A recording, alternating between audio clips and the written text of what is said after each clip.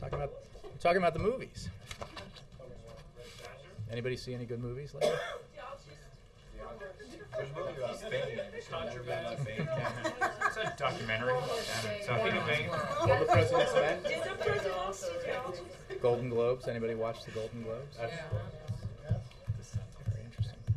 I have no announcements to make. Welcome to the White House for your daily briefing. So I will go straight to questions. Ken. The President's going to be meeting with King Abdullah today. What is he hoping to accomplish with this meeting? And at this point, what are the expectations for Middle East peace? Well, the President is meeting with the King of Jordan, as you note. They will discuss a variety of issues, as they always do, regional issues, as well as King Abdullah's important leadership role in the region, notably through his pursuit of our shared goal of a two-state solution through the Middle East peace process. They will also discuss Syria and the King's courageous statements calling on President Assad to step down in that neighboring state. As for our view of the peace process, we commend the Jordanian King for the role he's played in the talks and the renewal of talks. We believe that those talks offer the parties a real opportunity to make meaningful progress towards peace. This is a difficult issue. It has long been a difficult issue, and it has its best chance of reaching a positive result when the two sides are sitting down, negotiating face to face. That's the way to bring about peace. That's the way to resolve the issues that divide the Israelis and the Palestinians. So we support this progress, but we obviously recognize that there's a long road to travel here to get to a final result. Israeli Prime Minister Benjamin Netanyahu said this morning that Palestinians have no interest in entering peace talks. Does that perhaps put some cold water on these discussions? Look, we don't characterize other leaders' remarks. We're focused on a process here, and the reality that the way to achieve peace is through face-to-face direct negotiations. The fact that there has been some progress made in that regard is a good thing. We're certainly not going to overstate it. There are many thorny issues to resolve, but this is the mode and the forum by which you can get this done. Yes, Reuters. Some members of the Job Council would like the U.S. to stop taxing overseas profits. Does the administration support that proposal?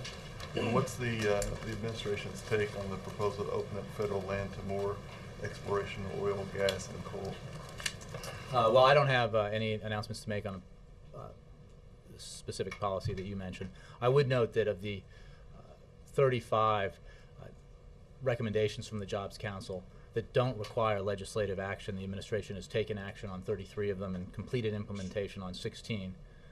That includes, most recently, from last week, the establishment of Select USA, or rather that was in June, but the insourcing forum that the President had highlighting this very important trend in American business, where American companies are bringing jobs back to the United States, which is a very positive thing indeed, and the efforts the President wants to take to increase that trend. The fact of the matter is, on oil and gas production, we have higher oil production in this country in 2010 than we've had since 2003. This President's committed to an all-of-the-above approach in our energy development, which means increasing production here at home, a focus on natural gas and its importance for our energy future, as well as investments in clean energy. We have some stats here on the fact that last month the Department of the Interior held a major oil and gas lease sale covering more than 21 million acres in the Gulf of Mexico that are currently not leased. Also last month, as part of the President's effort, the Department of the Interior held a lease sale that covered over 140,000 acres in the National Petroleum Reserve in Alaska. And the point of this is that we're absolutely committed to increasing domestic oil and gas production. but to do it in a safe and responsible way. We believe that's possible, and the facts that I just laid out to you demonstrate that. Let me move around. Bill. Jay, is Newt Gingrich correct in calling the president the food stamp president? The fact of the matter is this country is emerging from the worst recession since the Great Depression, the greatest economic and financial crisis of our lifetimes. When this president took the oath of office in January of 2009, our economy was in free fall. We were hemorrhaging jobs at the rate of nearly 800,000 a month. The economy was contracting, or had contracted in the previous quarter, the last quarter of President Bush's term in office, by nearly 9%. The result of that terrible recession was a dramatic increase in unemployment and a dramatic increase, or an increase rather, in the number of people who needed assistance. I would simply say that those are the facts, and the economic policies that helped create that situation are ones that, in the case of the candidate you just mentioned, he supported. And they're the kinds of policies that he advocates to this day. This president takes a different approach. So the language that the speaker uses is that these are people that President Obama put on food stamps. Well, you know as well as I do that that's crazy. April? Jay, on the economy and somewhat what Bill's talking about, the president has been in office more than 2 years, and some are saying that after 2 years, the president should take responsibility for some part of the economy. Where does the Bush presidency end in this presidency when it comes to the economy, and where does this president pick up in taking responsibility for the economy? Well, the president took responsibility on the day he was sworn into office and began a process of creating policies and implementing them that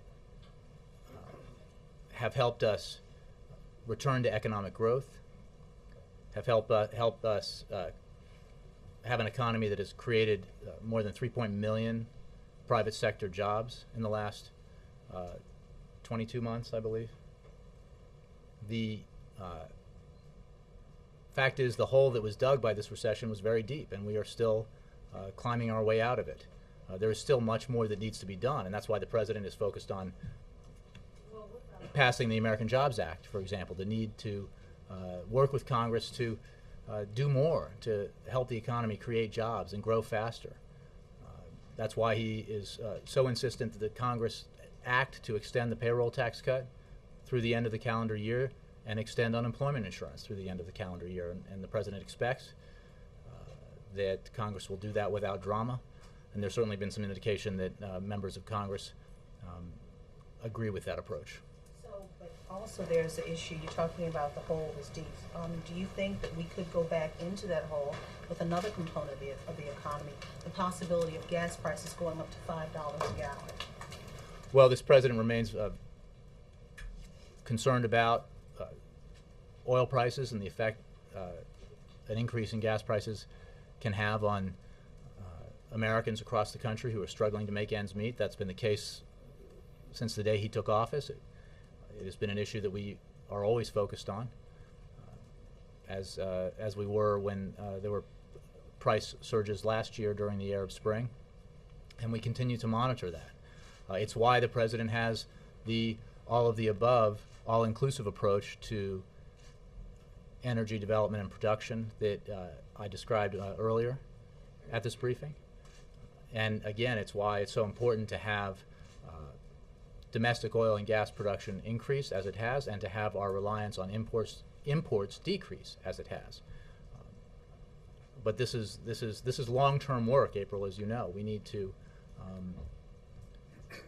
take a multifaceted approach to developing oil and gas resources here at home, to developing clean energy sources, as well as taking other measures to reduce our dependence on foreign oil, and broadly, not just regarding the price of oil, but helping the middle class through the measures this president has put forward to get on sounder economic footing. That is the number one objective, domestic objective, that this president has.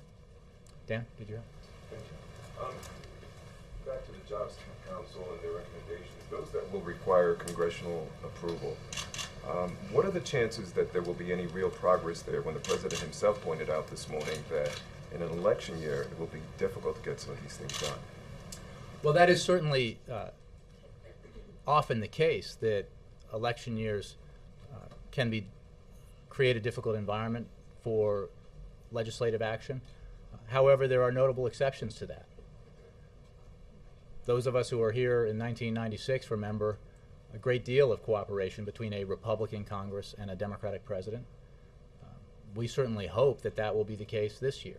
There's a lot of work to be done, and there's a lot of work that can only be done through legislative action, through the kind of bipartisan cooperation that this president has stood for since he took office.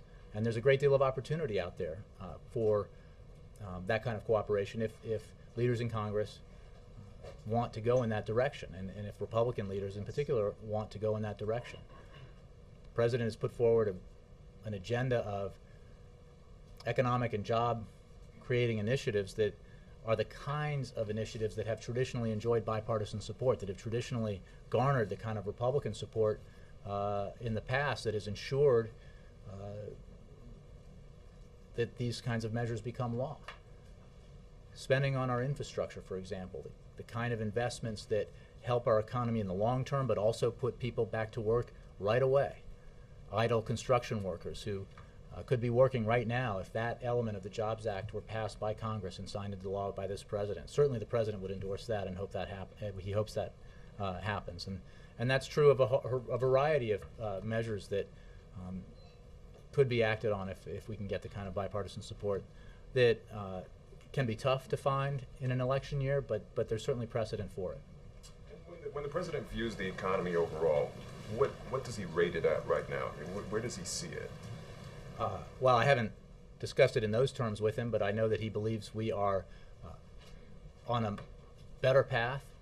The economy's been growing now for 2 years, roughly. I forget the number of quarters, but after shrinking considerably during the recession, the economy has been creating jobs, 3.2 million private sector jobs thus far, and that's all. Those are all good signs of positive progress, but none of it is enough. This president is keenly aware of the fact that there are too many Americans out there who are still worried about losing their jobs or still looking for jobs and can't find them.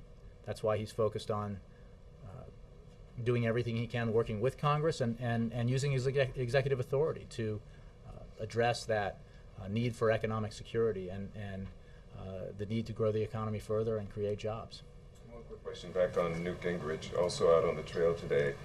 Someone in the audience was asking him about getting tougher on the president and whether when he was going to bloody his nose, and he said, quote, "I don't want to bloody his nose, I want to knock him out." What do you and what does the president perhaps think about this? I hadn't heard those comments, but look, the campaign trail is filled with exuberant rhetoric, and I'll just let that one pass. Jake? I'm sorry if you've answered this in the past and I missed okay. it. The National Defense Authorization Act, the President expressed concern about the provision that would allow the military to indefinitely detain an American citizen. Last night at the Republican debate, not only did Ron Paul express a concern about that provision, but Rick Santorum, not known for being libertarian or liberal on these issues, said that he thought the way the law was before was more appropriate than this new law. Is President Obama doing anything to rescind this provision that gives the military this new power? No, I appreciate the question. I have talked about it in the past, but as you know, we had concerns with the legislation as it was written. We worked with the authors of the legislation, and changes were made that allowed the president to sign the bill. And we have made clear in the signing of the legislation and in our discussions afterwards that the president retains the flexibility that he believes is essential for the commander-in-chief to make sure that our people in the field have all the tools necessary to do their job, and that make sure that we are handling these matters in a way that are consistent with our values. So we will implement the law in a way that makes that achievable. But that's a signing statement that says this is how you're interpreting the law. But the law is the military now has the power to indefinitely detain an American citizen if they suspect them of terrorism. And I understand that the president's going to interpret it his way, but he's not going to be the president forever. He might not even be the president for Well, I have no 2 updates for you years. on since the law was just passed and signed. There's no plan On to well, try to- I would just say that we've made clear our concerns about it. We've made clear how we will approach implementation of it, and you know how this is revisited, if it is revisited, remains to be seen. But at this moment, I think the president's been very clear about the values he brings to it and his the method, or rather the approach he will take when the law is implemented. Would you disagree with the way that civil liberties groups and Rick Santorum are interpreting the law? I mean, is it not? Well, I would just refer you to the president's statement, signing statement about it. But that's not a declaration. I'm not talking about how he's going to implement it. I'm just talking about the law as it stands on the books. Well, I understand that, and we've made clear what our position is on how it needs to be implemented in a way that's consistent with our values, in a way that maintains maximum flexibility for our operators in the field. Well, let me just ask this final question. Are you comfortable with how any president in the future might interpret that law? Well, Is the president comfortable? again, that's a hypothetical about the future, and in terms of how we will approach this issue in the future, I don't want to speculate. I can just point you to the way we have discussed it, and the signing statement, as you mentioned, that the president used when he signed it into law. Yes, Nora. Jay, the centerpiece of the president's economic or tax policy has been that everybody pays their fair share. Mitt Romney this morning was asked about his tax rate. He said that he pays closer to the 15% rate. What does the president think of that? Well, I haven't discussed that with the president. I think you know from what the president has said and others in the administration that he believes very strongly that, or he agrees rather, with Warren Buffett that those who are making millions of dollars, millionaires and billionaires say, should not pay a lower effective tax rate than middle class Americans. As Warren Buffett put it, he should not pay a much lower tax rate than his own administrative assistant, his own secretary. That the president shares that belief, and I think that this only illuminates what he believes is an issue, which is that everybody who's working hard ought to pay their fair share, and that includes millionaires who might be paying an effective tax rate of 15% when folks making $50,000 or $75,000 or $100,000 a year are paying much more. He thinks we ought to fix that, and that is an element of the approach he takes in his economic proposals, as you know. Mitt Romney's just following the law, isn't he? Well, I'm not disagreeing with that. The president believes that we ought to change the law for that reason. His policies about the need for everybody to get a fair shot and to pay their fair share have been quite clear. We've had a lot of debates about it already with Congress, and I assume we'll have a debate about it this year once the Republicans choose their nominee. The president feels very strongly that everybody needs to pay their fair share and that everybody therefore gets a fair shot at the American dream. And that would apply to somebody paying 15%, an effective tax rate of 15% on millions of dollars of income. We don't know exactly the rate that Mitt Romney is paying because he has not released his tax returns. He says that he said last night in the debate that he hadn't planned on releasing his tax records, but that most likely he's going to get asked to do it in April. Well, what's the question? Sorry. Yeah. Chomping at the bit. I was anticipating. But go ahead. Why should he have to release his tax records? Well, look, it's not for us to call on someone to release his tax records, but it is an established tradition for presidential candidates to release their tax records. Then Senator Obama did release multiple years of his tax records, and obviously has released his tax records as tradition dictates since he's been president. And the president's not unique in that regard. President George W. Bush President Clinton, nominees for each party for years and years and years. I think going back to 1976, this has been a very standard tradition. And obviously we think it's a good tradition, and that's why then Senator Obama released his tax records going back, I think, 6 or 7 years when he was a candidate for president in the 2008 election cycle. And I believe, I think it was a tradition that was initiated by then presidential candidate George Romney back in 1968, who released 12 years of tax records in 68, as I understand it. Finally, can I just follow on Bill's question about... Just happened to know that. Just want to follow on Bill's question about Gingrich I'm a last student night, of saying that presidential politics. Yeah. more people have been put on food stamps by Barack Obama than any president in history.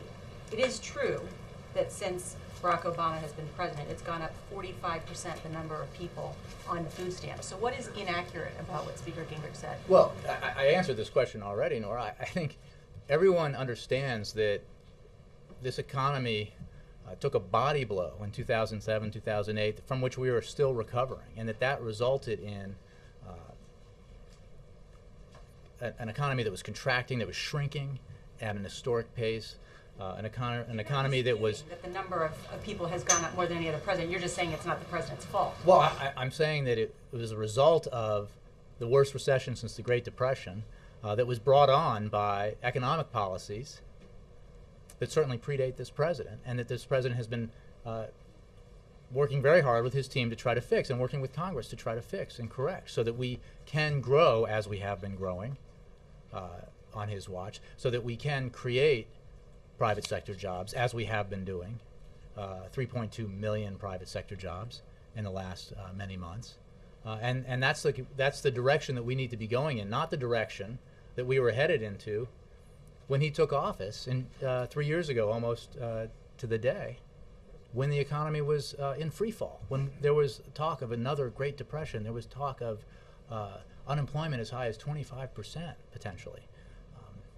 Because of the actions that this president took, working with Congress, we averted that absolute calamity, but the impact of the recession has been severe, and it's been severe on the most vulnerable Americans, and it's been severe on middle-class Americans who have had to struggle to make ends meet as a result of it. And that's why this president's focus is so keenly on helping those Americans deal with this economy, emerge from the recession on sounder economic footing, and why he believes that the folks who benefited the most from the previous 10 years, who saw their share of the nation's wealth increase dramatically while middle-class Americans saw their income shrink or stagnate, that they need to pay their fair share, which goes back to the Buffett rule and the idea that someone making millions of dollars should not pay a lower effective tax rate than somebody making 50 grand or 75 grand.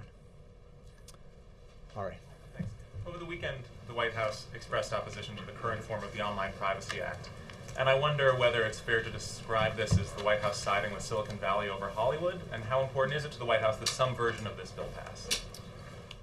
I don't believe that that's an accurate way to describe it. I think what you saw in the exposition of the administration's position over the weekend was a keen focus on the need to do something serious about online piracy, especially by foreign websites. It's a serious problem that requires serious legislative responses. But we will not support legislation that reduces freedom of expression, increases cybersecurity risk, or undermines the dynamic, innovative global internet.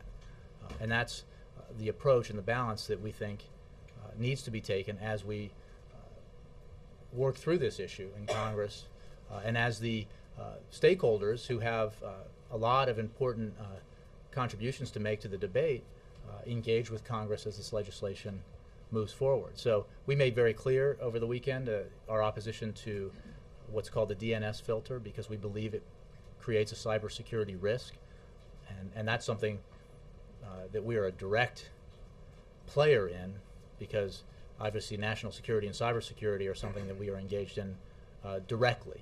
As far as the interests of private sector actors, I mean, there are legitimate concerns on both sides, and those needs to be addressed. That's why we need to maintain internet freedom. That's why we need to do something serious about online piracy from foreign websites. But our position on this, the approach that we believe is the best approach to take, we did spell out over the weekend as a result of the We the People petition.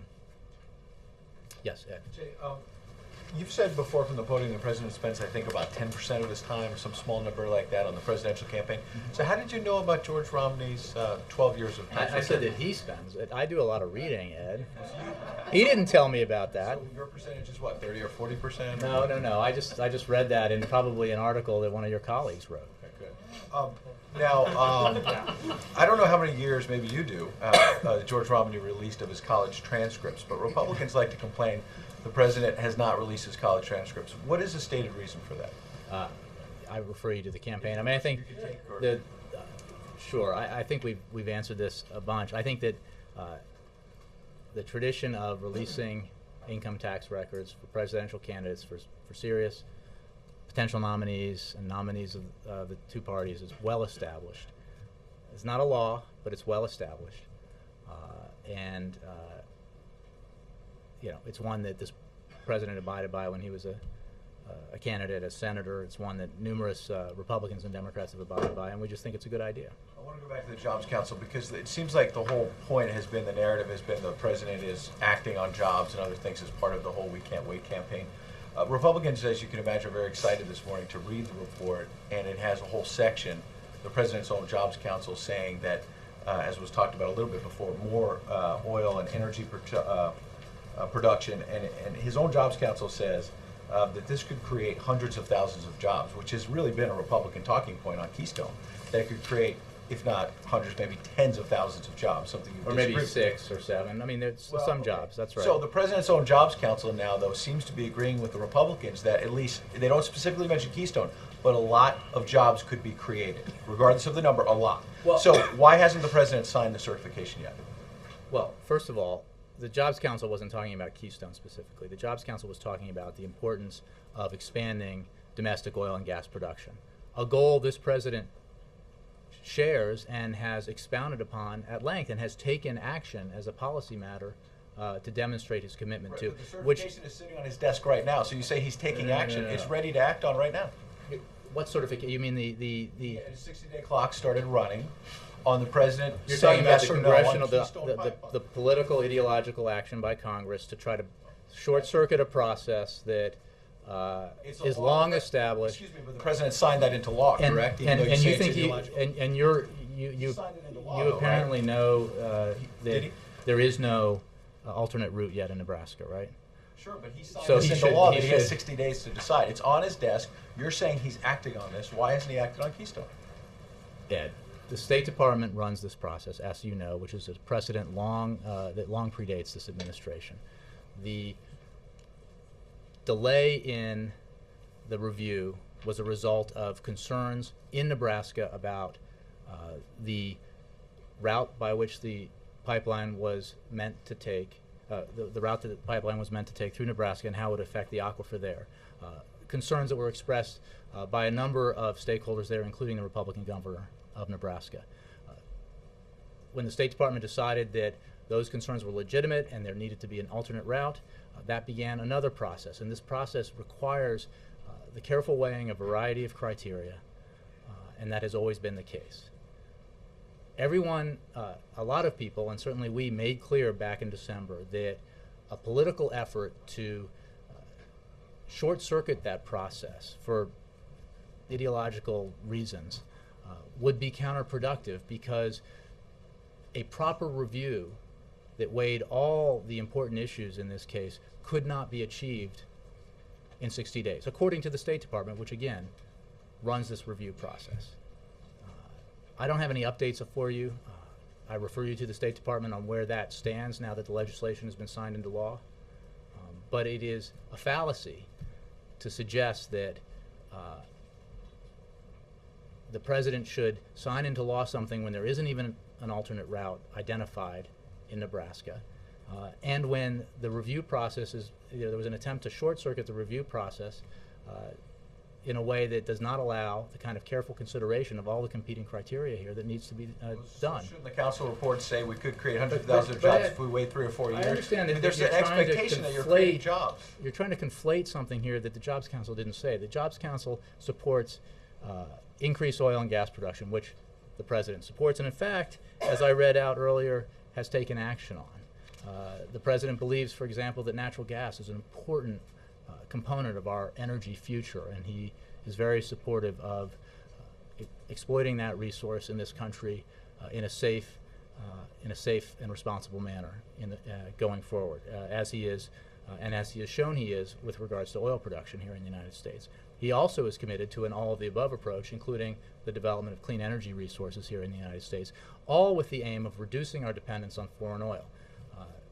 And the fact of the matter is, domestic production is up, and imports are down. We will continue to pursue this all-of-the-above approach because it's the right thing for the United States. It's the right thing for our national security, and it's the right thing for our economic security. Yeah, Jerry. And then Andy. Thanks for the campaign trail. Does the president have any reaction to the departure of his former ambassador to China from the Republican nomination process? I don't have any for you. No, I haven't. Much to the chagrin of a lot of people, I haven't talked politics with him today. But Does the president have any reaction? I know this is probably another no, but does the president have any reaction to the entry of Stephen Colbert into the Republican process? I have none to report. Does he think that there's a point to be made about super PACs? Again, I just haven't had I haven't spent my valuable time with him today talking about these issues. And lastly, if I can go 0 for 4, does the president You have could try one that I can answer. any concern? Let everyone else do that. Does the president have any concerns about moving his acceptance speech of the Democratic nomination to Bank of America State? The president, well, first of all, I would refer you for more information about this to the campaign, but the president looks forward to delivering his acceptance speech in a stadium with a large capacity, much as he did in Denver in 2008. That allows for greater participation by Americans from all walks of life.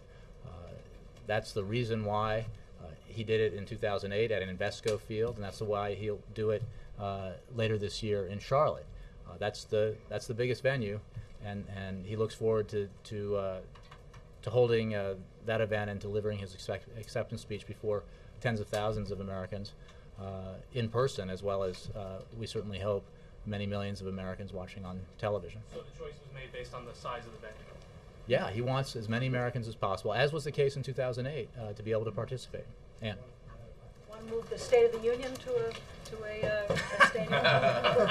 That is a great idea. That's, Where's the State of the Union stand? How far has he gotten along with it? Will he be able to incorporate any of the long-range jobs proposals, put in particularly something like significant tax reform? And is this speech this year, because it's a re-election year, a far more political approach than he would have last year? I don't want to preview any specifics. I can say that he's obviously engaged in the process of deciding what he wants to be in the State of the Union address, the issues he wants to address, the policy proposals that he wants to include. I think that it will be, as is tradition, something that is very substantive, a speech that will contain a lot of policy substance, and I think that he looks forward to the opportunity to describe his vision going forward to the American people about the kinds of things that he can do and that he can do with Congress to help the American economy grow and to help middle-class Americans feel more economically secure. Look, there are going to be a lot of opportunities, including in Charlotte, for the president to give political speeches. This will be heavy on substance. Well, but you talked a moment ago about this being a difficult environment in an election year for legislation. Will he be more along the track of going to do things my way without the help of Congress? I think he will echo the themes that we've been talking about, he's been talking about for a long time now. I mean, broadly speaking, that he's been talking about since he began running for this office back in 2007, which is the need to help the middle class, which even prior to the beginning of the recession had been under a great deal of stress. That will be a theme that you'll hear certainly at the State of the Union address. And he'll talk about the need to do everything he can legislatively, working with Congress, as well as the imperative that he do everything he can using his executive authority to help the American people, to protect them, to give them greater economic security. Those are themes that you'll hear, but they are also themes that you have heard from him, and there will be a great deal of consistency in that. Sounds pretty familiar. Well, no, again, there will be, I think, there will be plenty of things within the speech that you will consider new and newsworthy. Just a quick follow on that and echo theme. Will we hear the phrase "win the future," or is that a line in the past? I'm not going to preview specific elements of the State of the Union address from here today. Kristen? Thanks, Jay. During the Jobs Council meeting, the President talked about the Consolidation Authority proposal that he's going to be sending to the Hill. Is that legislative language complete, and is the goal to send that to the Hill before the State of the Union? I'll have to get an update for you on that. I know that we will be sending proposed legislation to the Hill. I don't have a specific day for you. But Do you know if there have been any phone calls, letters written sort of ahead of sending the legislation? I expect there has been communication, at least at a staff level, but also I'm sure with some members about it, those members who take a specific interest in it. The President looks forward to Congress taking action on this. This goes back to some of the questions that I had earlier about whether or not there's the potential for bipartisan cooperation in this election year, if you will, and I think this is a perfect indication of an opportunity. Consolidating government, streamlining it, making it more efficient, and writing into law through the Consolidation Authority the requirement that the President who receives that authority use it in a way that reduces costs, I think is something that every American should support, and certainly that Republicans would normally be supportive of. So with any luck, Republicans as well as Democrats will support granting the President Consolidation Authority, and then he can move on his the first initiative, which Jeff Zients described for you last week, which is to bring under one roof the 6 agencies that deal with promoting American business and our competitiveness abroad. And Jay, on Iran, the OPEC governor there said on Tuesday that a European embargo on Iranian oil would be, quote, economic suicide for Europe. Does the administration still view the tone that's coming out of Iran to be suggestive of the fact that their currency is in a downward spiral, or is there a real concern that we could in fact be nearing some sort of a military engagement with them? I think there is no doubt that the concerted effort of this administration, working with our international partners and allies to implement the most stringent sanctions against Iran in history, have had a significant impact on Iran, on the Iranian economy, and have contributed to the fissures within the Iranian leadership that many of your colleagues have reported on.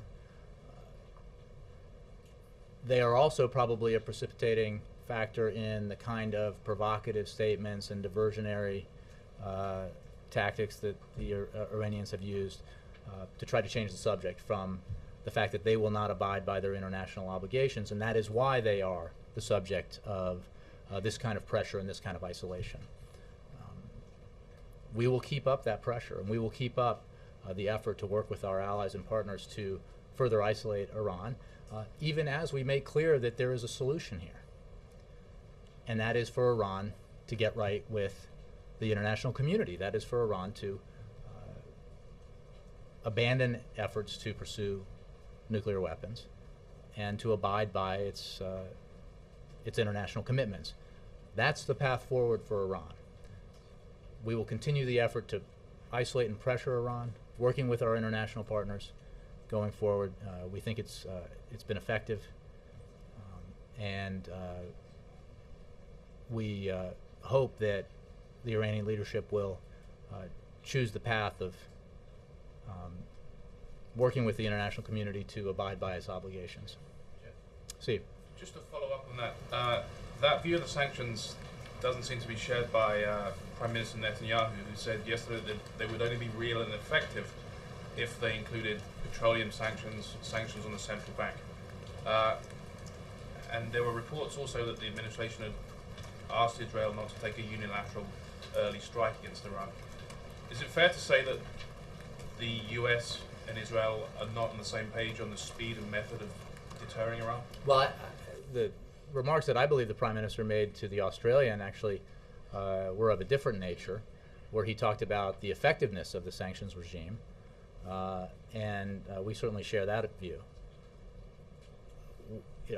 Israel is a key ally and partner, and Israel has a profound interest in the effort to pressure Iran into abiding by its international obligations, as do many nations in the region and the world. We believe that, as I was just describing to Kristen, that effort is unprecedented. I mean, it is a demonstrable fact that it's unprecedented, that we have the kind of international consensus, the likes of which we have not seen in the past. Certainly the kind of consensus that did not exist prior to this president taking office. And that has made the fact of Iran's non-compliance all the clearer to the international community. And it has contributed to the kind of internal tension that you've seen within Iran, and it's certainly had a dramatic impact, or a significant impact, on the Iranian economy. So you take the Israeli position to be what was expressed in the interview with the Australian, and not what No, I'm Netanyahu simply said? saying that you can cherry pick some of the quotes. We have worked very closely with the Israeli government, with the Prime Minister, as we do on a number of issues, and we believe that the approach we've taken has put unprecedented pressure on Iran to change its behavior. It has isolated Iran far more effectively than past efforts, and we certainly hope that, and we will continue to ratchet up the pressure and the isolation, working with our allies, until Iran abides by its international obligations and works with the international community in a way that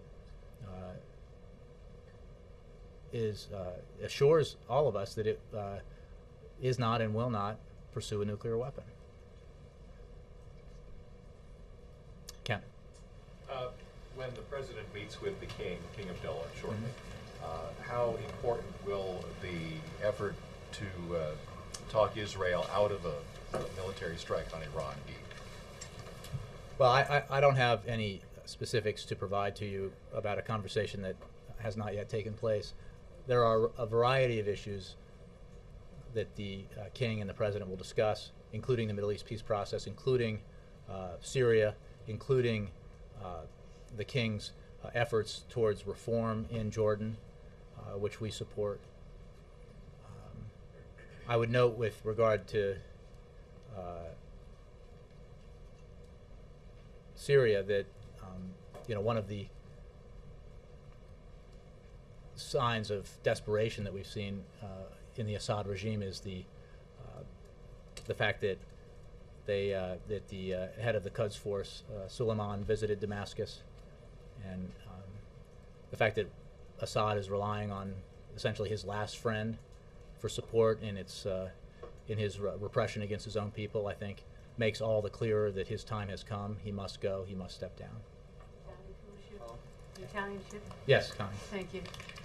Have you been in touch with the Prime Minister or Italian authorities? Do you have any comments? And does this disaster make any statements on Americans taking ships that might be under foreign control? Is there a danger, perhaps? Connie, I would refer you to the State Department, where I think they've been handling questions about Americans aboard the cruise ship. But this is obviously a terrible tragedy. We've all seen the horrific images, and our hearts go out to the families of the victims, both American and from everywhere else. But in terms of the other questions you had about it, I would refer you to the State Department. Is President Obama going to call the Italian? I don't have any updates on foreign leader calls. John Christopher, and then Chris. The State of the Union will be focusing on domestic issues, the economy, et cetera. how much of this State of the Union will be focused on an international audience, especially in terms of what my colleagues just mentioned, as well as the Euro and the European countries being downgraded by S&P? I will ask you to listen and read the speech. I'm not going to preview it for you here. There's, as part of the tradition of the State of the Union address, I think it will be broadly cast, but I don't want to get into percentages about how much on domestic issues, how much on international, which ones have more attention. We'll let you guys judge that after he speaks. Chris? Jay, I want to ask you about a settlement that the Equal Employment Opportunity Commission reached earlier this month with a military contractor called DynCorp. A straight employee there was allegedly harassed based on his perceived sexual orientation, and when he complained, the company did nothing. He was awarded $155,000, but the company isn't required to change its non-discrimination policy to include protections based on sexual orientation. DynCorp receives more than 96% of its revenue from federal contracts that amount to $2 billion each year, making it the 32nd largest federal contractor. Does the White House have a problem with companies having policies allowing this kind of anti-gay harassment if they receive this amount of federal money? You know, Chris, why don't I take that question, because I know none of the details that you just described, so I don't want to make a general statement about it, since I know nothing about the specifics, but I'll take the question. Again, I don't want to do it. You just listed a number of details about a case that I don't have any information on, so why don't we take that question and I'll get back to you. Yes, Washington. Jay, back on food stamps for a second. What policies did Newt Gingrich advocate as Speaker 15 years ago that now are resulting in more people? No, I said that the economic policies that contributed to the Great Recession were supported by and are being proposed by, I believe, all of the leading contenders for the Republican nomination. I mean, that's a fact. So, well, are you contesting that the economic policy had nothing to do with, I mean, the approach, say, to regulating Wall Street that was taken by in the lead up to the worst financial crisis since the Great Depression? That's not an approach this president shares, and yet we've heard from every major Republican candidate that they would abolish Dodd-Frank, the reforms, the Wall Street reforms that this president signed into law. Astoundingly, you hear from some folks running for office that they would not only either water down or abolish those important Wall Street reforms, but they would further reduce regulation of the very financial sector that contributed so mightily to the economic hardship of so many millions and millions of Americans. That's just an approach we disagree with, and we look forward to the debate with whomever emerges from the primary process. Yes, and then all the way in the back. Some supporters of the Occupy movement on the Hill this morning had a huge banner saying, liberals admitted Obama let you down. How worried is the president that the most liberals of his supporters won't show up on election day? Yeah, these are questions I would direct to the campaign. This president's focused on the job he needs to do as president of the United States, and he is focused primarily, when it comes to domestic policy, on continuing the recovery, improving growth, improving job creation.